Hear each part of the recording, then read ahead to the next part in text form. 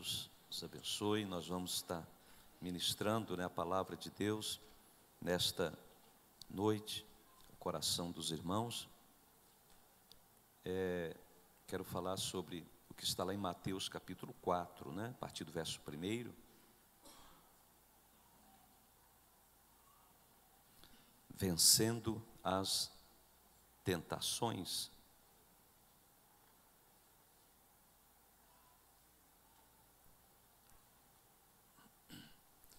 Mateus capítulo 4.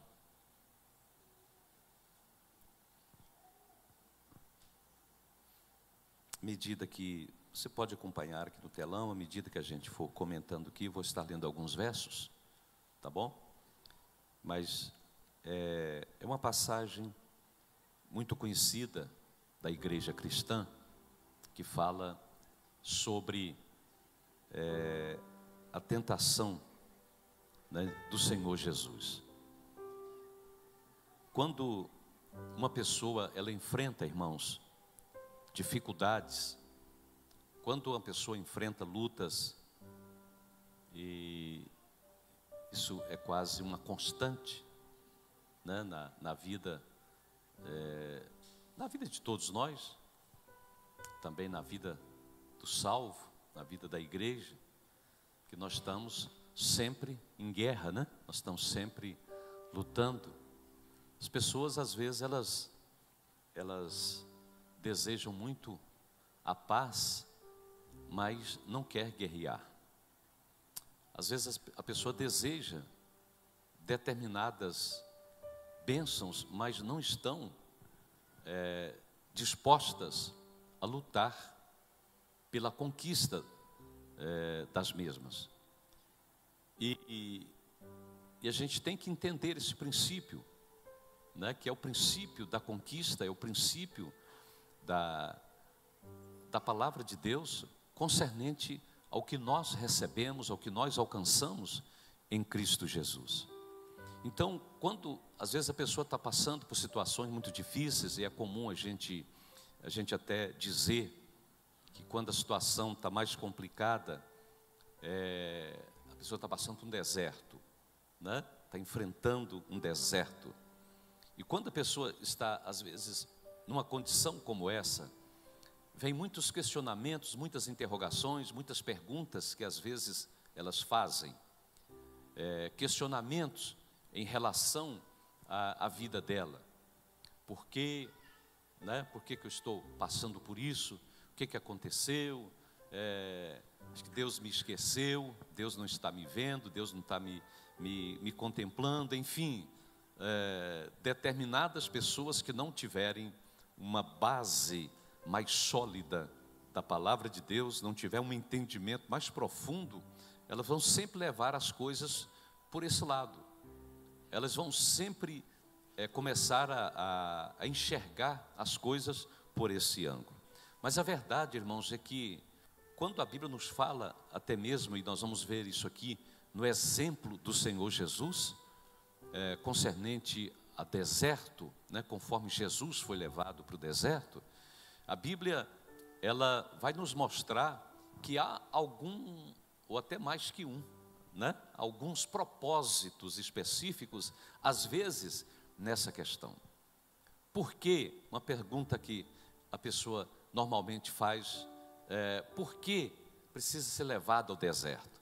É porque se não for levado ao deserto, a sua vida vai ser constantemente um deserto. E Deus não quer que você viva no deserto. Deserto precisa ser uma passagem, precisa ser um tempo muito curto.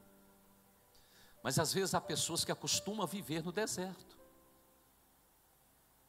E às vezes elas não reagem, não tomam atitudes duras para mudar certas situações. Esses dias do discipulado aqui, no início aqui da equipe de 12, eu compartilhei com eles algumas coisas no início do meu ministério. Algumas coisas que eu fiz, algumas atitudes de uma luta, de uma guerra constante. Então tem momento na vida que a gente tem que parar e lembrar lá do encontro, lembrar lá de Jacó. né, no Val de Jaboque, e dizer: não, não dá, tem que mudar, né? Tem que acontecer alguma coisa. Então, a vida a gente decide, irmãos, o que a gente quer. Na vida a gente decide o que queremos conquistar, o que queremos alcançar. E nessa passagem aqui, você vai observar os últimos versículos do capítulo anterior, que é o 3. Você pode observar Jesus se dirigindo ao Rio Jordão para ser batizado por João Batista. E após o seu batismo, o que a gente vai observar lá? Vai nos dizer que os céus se abriram, né?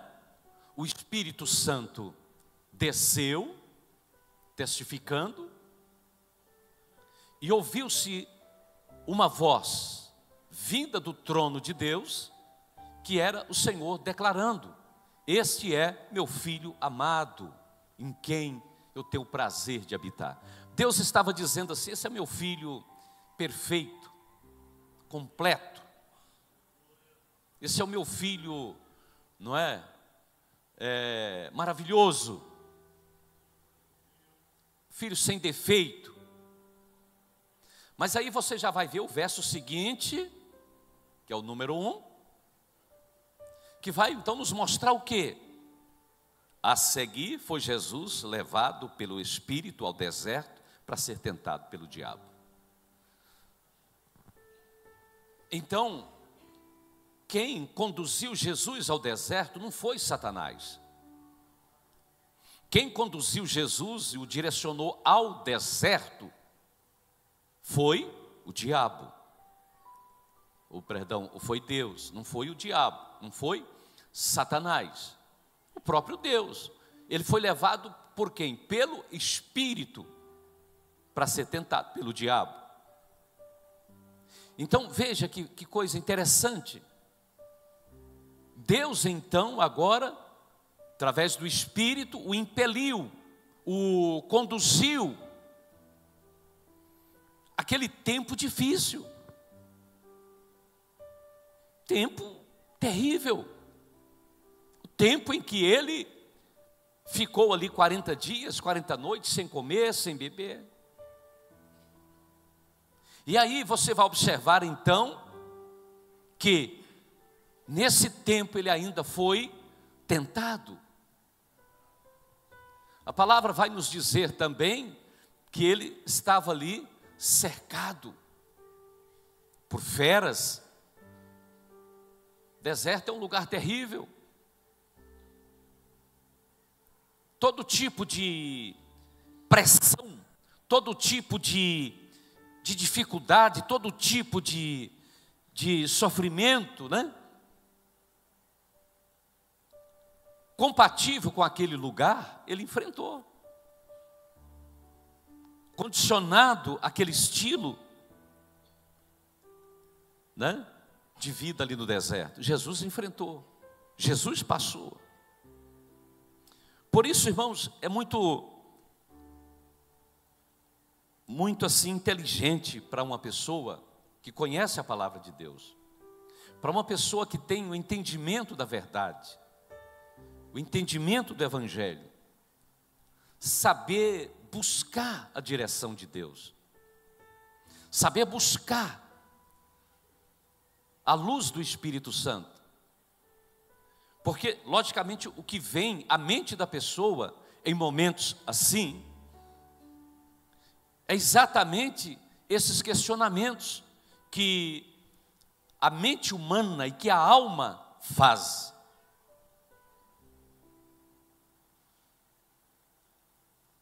Isso é o diabo, isso é Satanás, é o inimigo. E às vezes não. Às vezes pode ser o próprio Deus que abriu essa porta. Às vezes pode ser o próprio Deus que está conduzindo a pessoa ou te conduzindo, porque no deserto acontece também algumas coisas interessantes quando você vê a saída do povo de Israel lá do Egito, né? Atravessando o deserto. Deserto pode acontecer a formação do caráter da pessoa. Porque se ela continuar tendo um caráter ruim, ela nunca vai conseguir usufruir do melhor de Deus na vida dela. Se ela recebe o Evangelho, se ela conhece o Evangelho, mas não vive o Evangelho, não põe em prática, isso quer dizer que ela vai ter problemas. Porque o Evangelho de Jesus, quando o alcançamos, nós temos então o grande desafio de, a cada dia, irmos conquistando o que Ele normalmente tem para nós. E o que a sua palavra nos ensina, o que a sua palavra nos mostra. Então, além de formação, acontece também a cura, acontece libertação no deserto. E o deserto também, você vai aprender aqui que ele é, na realidade, uma porta para levar a pessoa à emancipação. Como assim? Você vai ver que Jesus havia recebido uma missão, um projeto, mas Jesus viveu aqui, irmãos, como homem. Ele foi então qualificado como homem de dores, diz a sua palavra. Homem de dores e que sabe o que é padecer. Então, Jesus, desde o seu nascimento, ele passou por todo esse processo. E após o seu nascimento, nós vemos ele crescendo. Crescia em graça, crescia em sabedoria, diante de Deus e diante dos homens, nos diz a palavra. Com 12 anos, Jesus já tinha conhecimento profundo da lei, da palavra, do Pentateuco. Jesus já tinha entendimento profundo de que ele havia vindo para uma missão que a vida havia sido entregue pelo Pai, confiado pelo Pai. Quando ele deixa seus pais numa festa em Jerusalém uma vez, e ele então fica ali, nas proximidades do templo, discutindo com doutores da lei, com os fariseus. Com 12 anos ele questionava-os. E de repente, muito tempo depois, os pais já tinham procurado por todos os lados, e chegam ali e encontram ele lá. E Maria diz: eu e seu pai já procuramos você por todos os lados. Ele responde: por que vocês estão preocupados comigo? Não deveria eu cuidar dos negócios de meu pai? Ficaram calados, Maria não falou nada.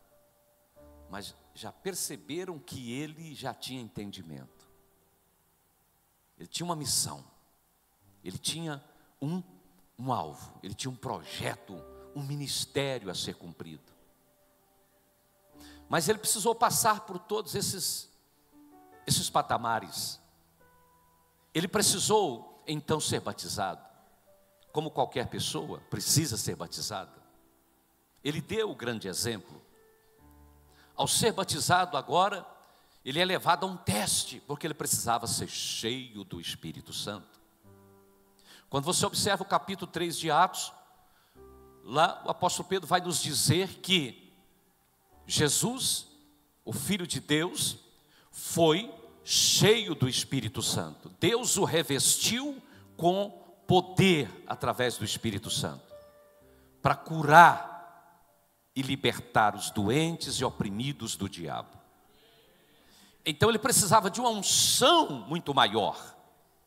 Ele precisava de um poder maior na sua vida, de uma capacidade maior.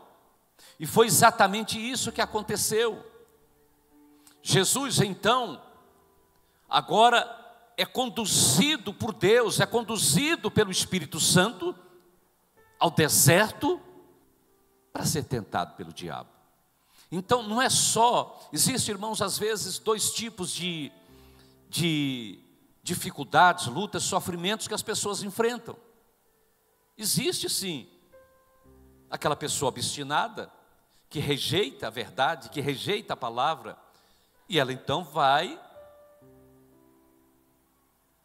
viver as consequências de sua desobediência. Mas existe também o outro lado, de pessoas que amam ao Senhor, de pessoas que desejam mais e mais de Deus, e assim o Senhor irá conduzi-las a patamares também mais elevados, a degraus mais elevados, para receber mais e mais do Senhor. Você lembra de Abraão? Deus já havia feito promessas a Abraão. Deus já havia abençoado muito a vida de Abraão, quando Deus pede a Abraão Isaque, em sacrifício. E quando Abraão decide então, em si, a sacrificar o seu filho, e o Senhor o impediu, mas o impediu por quê? Primeiro, que Deus nunca pediu na Bíblia sacrifício humano, né? Aliás, proibiu na lei isso. Mas quando Abraão intenta a sacrificar o Isaque, o Senhor bradou lá dos céus e disse a Abraão: não faça tal coisa ao seu único filho, porque agora eu vi que você me ama mais do que qualquer coisa, mais do que até mesmo o seu único filho. E como Deus não tinha alguém acima dele para ele jurar, jurou por ele mesmo, diz a Bíblia, que o Senhor jurou por ele mesmo: abençoarei daqui para frente grandissimamente a sua vida, a sua descendência. E ali o Senhor fez novas promessas dentro dessa aliança selada com Abraão. Então é assim. Deus agora estava colocando Abraão no nível mais elevado. Então nossa fé, ela é provada. Falar que tem fé, todas as pessoas falam, ou quase todas. Quase todas as pessoas afirmam positivamente isso. Mas as nossas atitudes é que provarão realmente nossa fé, nossa crença, nossa determinação, nossa firmeza no Senhor em relação àquilo que Ele tem para nós. Quem está entendendo aí? Fala para o seu vizinho: essa palavra é boa para mim e para você, irmão. Louvado seja o nome de Jesus. No verso 2, aqui no verso de número 2, nós vemos o seguinte: depois de jejuar 40 dias e 40 noites, ele teve fome.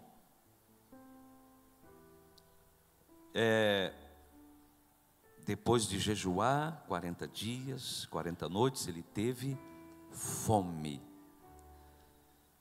Irmãos, ninguém consegue atravessar o deserto, ninguém consegue vencer o deserto cheio de vaidades, de orgulho, de soberba, de obras da carne.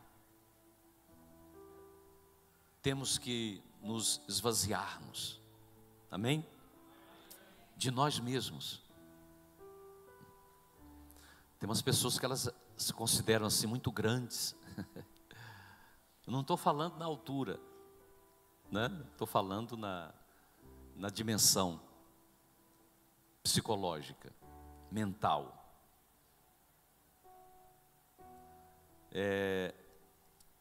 Davi, a Bíblia diz que Davi foi cheio do Espírito Santo, mas acho que era porque Davi, ele era pequeno, ele não era um cara muito grande.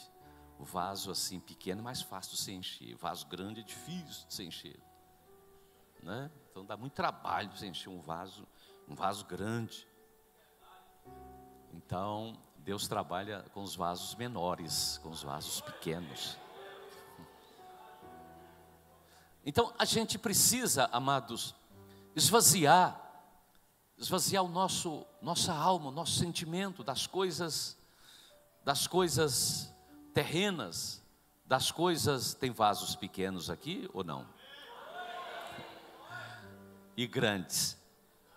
Ah, é? Ó, que coisa boa, vocês me alegraram então. E com certeza alegraram ainda mais o Espírito Santo, né?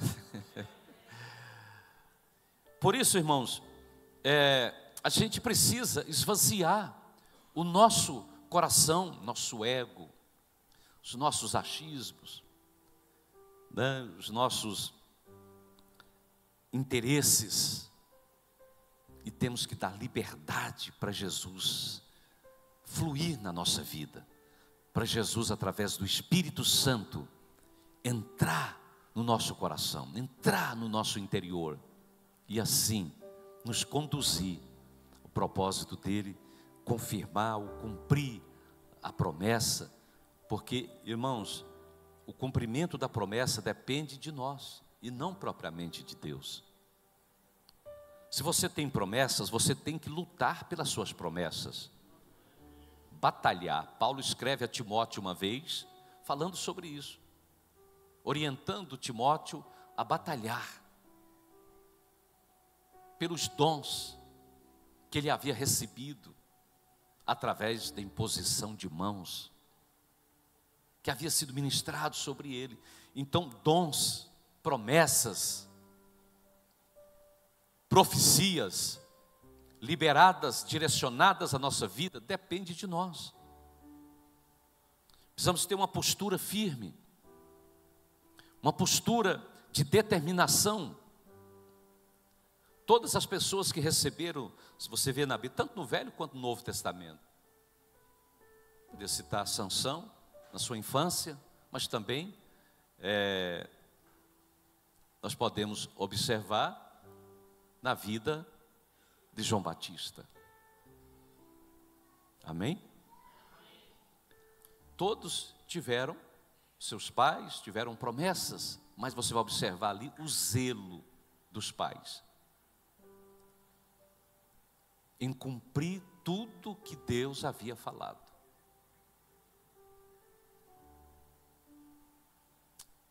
Tanto que, quando o anjo falou, o pai de Sansão, ele não estava. E quando ele recebeu da esposa a notícia, ele ora ao Senhor, pedindo que o anjo voltasse, para esclarecer tudo em relação à responsabilidade deles com aquela criança. Porque queriam cumprir todos os desígnios, né, dado pelo Senhor. Então, toda promessa na Bíblia, você pode ter certeza que ela virá acompanhada desse fator chamado obediência por parte da pessoa. Não permita que você seja derrotado ou vencido por você mesmo. Lute, né? Lute com você próprio. O maior inimigo que nós temos somos nós. O maior inimigo que a gente enfrenta somos nós. Nós temos uma alma, temos uma carne inclinada exatamente ao pecado. A inclinação da carne é para o pecado, é para aquilo que se opõe ao propósito de Deus, é para aquilo que se opõe à vontade do Senhor. Então é isso que nós temos que vencer, esse inimigo. Na realidade nós temos 3 inimigos, né? São 3, o mundo, a carne e o diabo. São 3 inimigos terríveis que nós temos, que a Bíblia nos mostra. O mundo, a carne e o diabo. Agora, a carne é o pior, é o mais difícil, é a carne. Porque esse inimigo, ele não te deixa, ele não te larga, é 24 horas. Né? Para onde você vai, está com você. Você vai dormir, está com você. Você levanta, está com você. E você nem vai querer que ele saia, né? Que ele te deixe, né? Então é melhor você policiá-lo, melhor você ter cuidado com ele.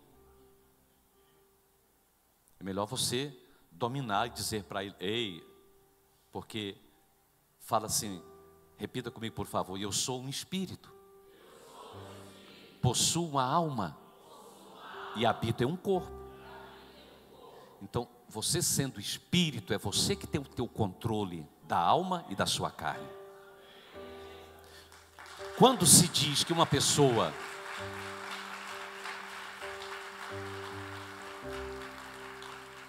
e a Bíblia fala muito sobre isso, pessoa carnal.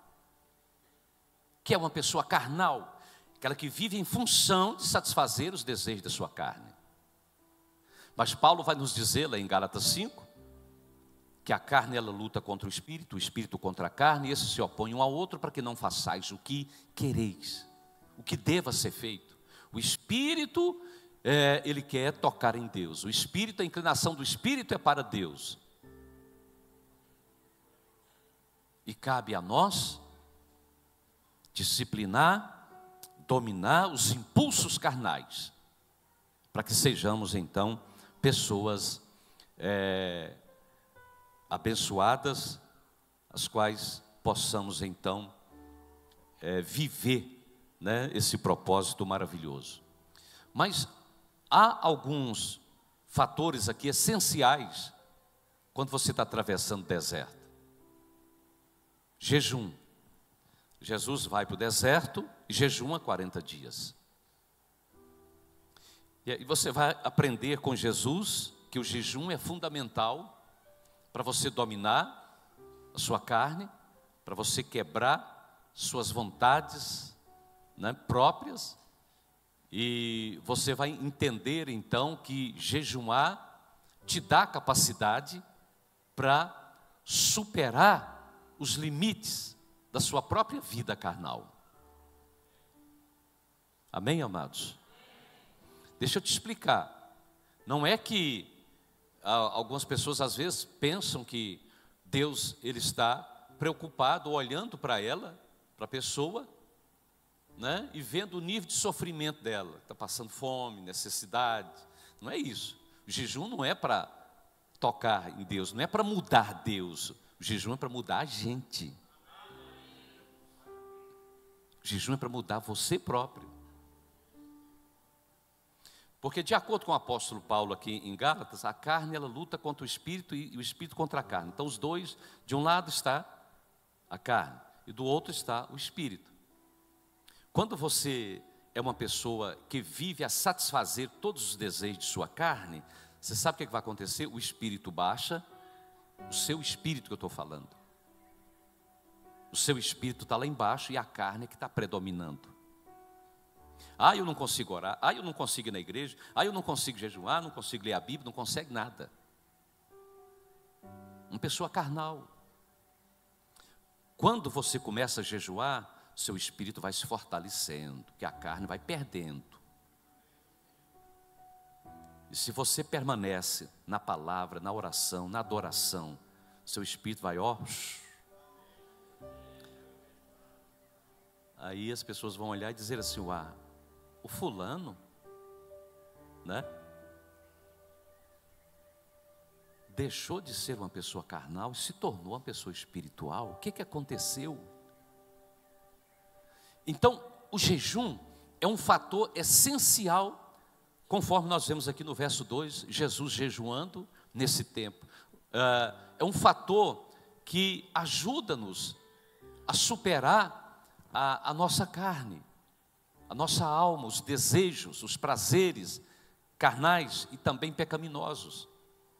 Então, quando a gente começa a jejuar, a gente entra nesse patamar, nesse nível mais elevado de comunhão, de intimidade com o Senhor, de intimidade com Deus Todo-Poderoso. Tenha hábito de jejuar. Você já viu a parábola, por exemplo, do fariseu e do publicano? Então, o fariseu era o judeu que guardava as leis. O que ele dizia? Jejum 2 vezes por semana. Então isso fazia parte do estilo de vida do judeu. Ele não podia passar uma semana sem jejuar, nunca. Ele tinha essa consciência. Ele tinha esse entendimento. Parece, irmãos, que essa prática ela está acabando entre nós. Parece que essa prática, eu estou falando assim, entre a igreja de Jesus. Outras mensagens, elas têm ocupado o lugar, não é, da palavra. E assim as pessoas, elas deixam de cumprir aquilo que Jesus ensinou, aquilo que a sua palavra nos mostra. Amém? Lá em Mateus capítulo 6, verso 13, Jesus nos ensina lá, nesse texto, nesse versículo, que é onde encontramos a oração do Pai Nosso: não nos deixes cair em tentação, mas livra-nos do mal. Ele ensina nesse modelo de oração que a gente também deva orar pedindo ao Senhor proteção, para nos livrar da tentação. Amém? Nos livrar da tentação. Voltando aqui ao texto de Mateus, verso 3. Então o tentador, aproximando-se, lhe disse: se és filho de Deus, manda que estas pedras se transformem em pães. Aqui a gente aprende outra coisa muito real, que acontece também nas nossas vidas. Aprendemos que seremos tentados exatamente pela nossa maior fraqueza. Então, qual era o ponto fraco de Jesus no final do jejum? É claro, a fome. Estava com fome de alimento, né? E por causa desse estado que Jesus estava, foi exatamente nesse momento que Satanás foi lá para oferecer para ele, conversar com ele, não é? E convencê-lo a se alimentar. Se és filho de Deus, em outras palavras, ele estava dizendo assim: você é o filho de Deus, é justo você ficar aqui nessa fome, 40 dias sem comer? Você ficou louco? Para que isso? Deus não quer isso de ninguém. Cuidado com as vozes que soam por aí, às vezes vindo de humanos, mas são vozes satânicas, tá? Satanás é assim. Então, o que o Satanás estava dizendo para Jesus é isso: você é filho de Deus, numa situação dessa, Deus não quer isso. Orar, né? Para que isso? Deus sabe, Deus conhece seu coração. Olha, não falta gente para trazer mensagens satânicas quando você decide a se santificar e buscar o Senhor. Não falta.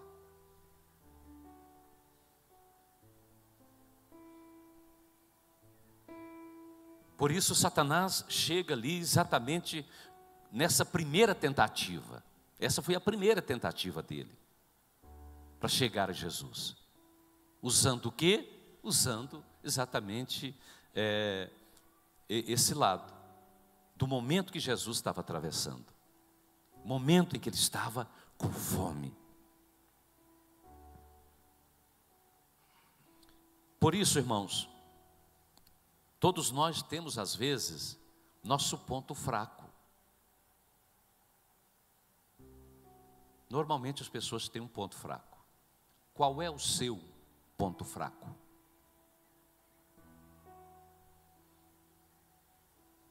Estou fazendo essa pergunta para te ajudar. Qual é o seu ponto fraco? Todos têm. E o inimigo, certamente, ele virá para te tentar nessa área. A primeira tentativa dele será sempre nessa área, onde você poderá dizer sim ou não para o inimigo. Tem pessoas que elas são muito nervosas, descontroladas, e Satanás irá colocar alguém para mexer com ela, para ela se descontrolar. O homem de Deus, a mulher de Deus não se descontrola, ele é controlado pelo Espírito Santo, né? Porque tem sim momentos na nossa vida, tem momentos difíceis na nossa vida, tem momentos complicados na nossa vida, mas precisamos, em momentos assim, dizer sempre sim para o Espírito Santo, sim para Jesus, dizer sim para Deus. Amém, amados? E mostrar que você não é um almático, uma almática, e mostrar que você é uma pessoa que tem controle de seus sentimentos. Não é o outro lá que vai designar ou determinar o que você deve fazer, te provocando, mas tem que ser você que tem que ter a devida capacidade para saber o que você deva fazer, como você deva agir. Amém? Nós aprendemos isso com Jesus. Amém, amados?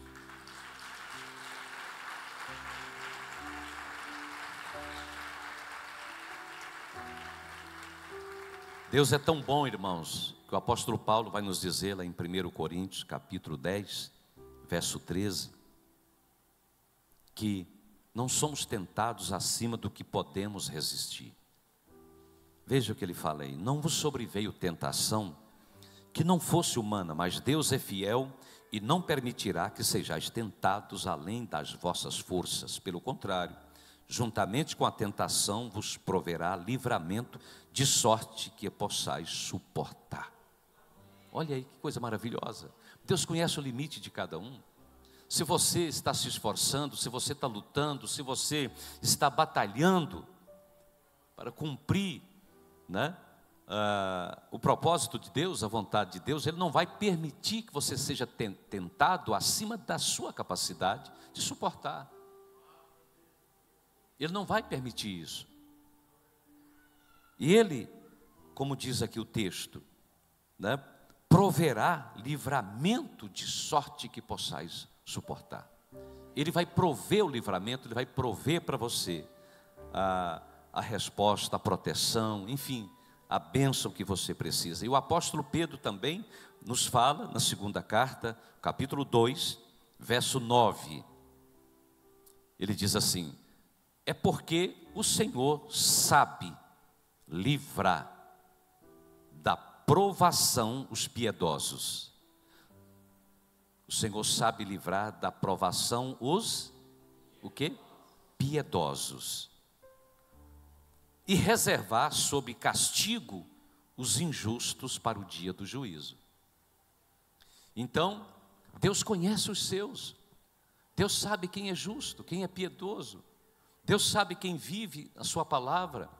Então essas pessoas estão guardadas, estão protegidas pelo Senhor. Satanás, às vezes ele tenta atingir, ele tenta tocar na vida da pessoa, mas ele não pode, porque ela está na mão do Deus Todo-Poderoso, né? Louvado seja o nome de Jesus.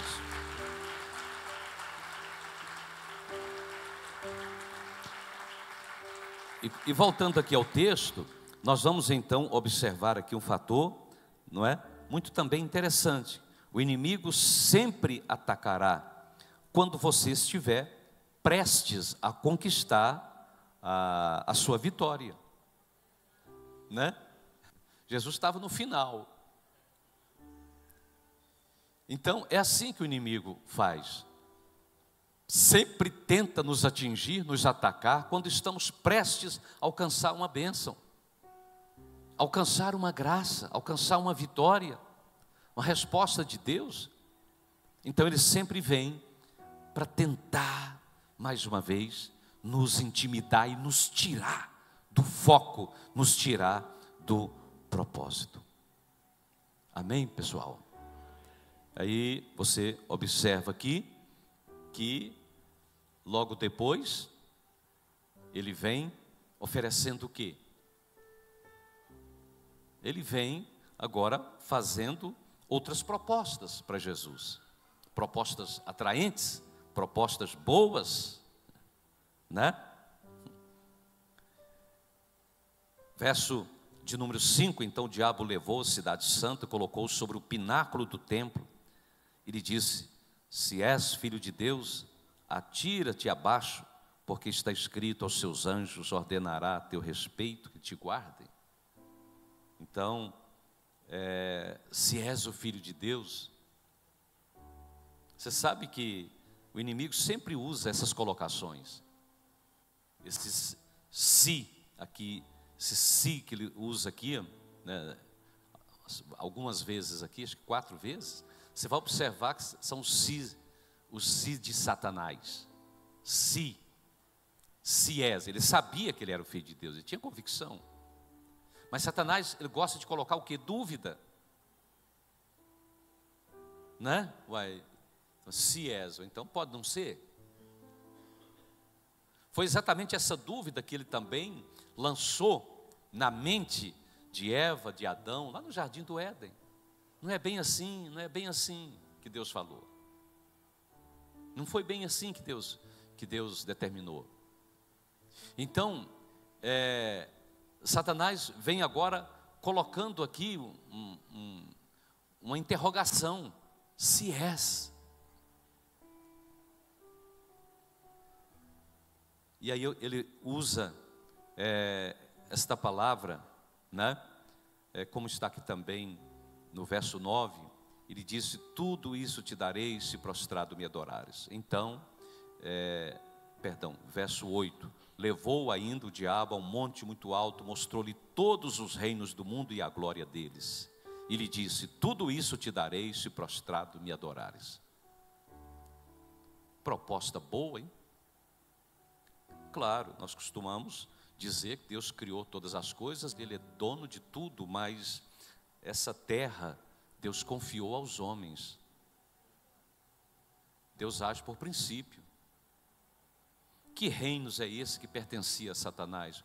Tem demais aí, tem demais.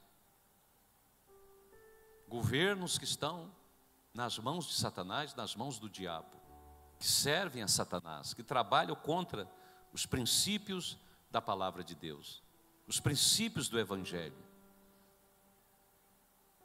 Eu vou te dar tudo, eu devolvo tudo. Proposta às vezes de dinheiro, proposta de conquistas, proposta de bens.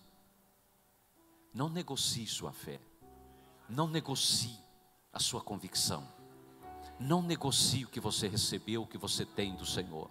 Seja fiel, persista, vá até o final, que assim você será exaltado, você será honrado, e assim você será colocado no nível mais elevado, para então usufruir do melhor de Deus na sua vida, e não ceder às tentações e às mentiras do diabo. E fique ciente que todo deserto tem fim. No verso 11 fala: com isso deixou o diabo, e eis que vieram anjos e o serviram. Então todo deserto tem fim, todo deserto vai passar, se você usar as armas da sua vitória, as armas poderosas em Cristo Jesus. Ele vai passar e você conquistará o melhor de Deus em nome de Jesus.